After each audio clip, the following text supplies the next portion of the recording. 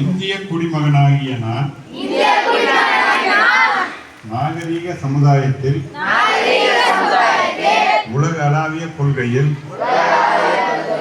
பற்று கொண்டு நாட்டின் ஒருமைப்பாடு மற்றும் ஒற்றுமைக்கு வளர்ந்து வரும் ஆபத்தை கருத்தில் கொண்டு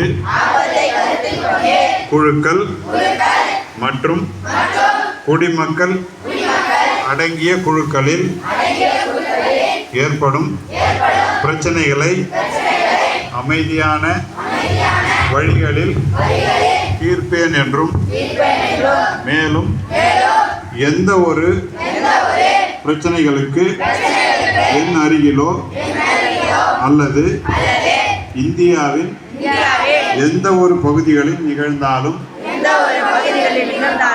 உடல் ரீதியான வன்முறைகளில் ஈடுபட மாட்டேன் என்று உறுதியேற்கிறேன். நன்றி தம்பி.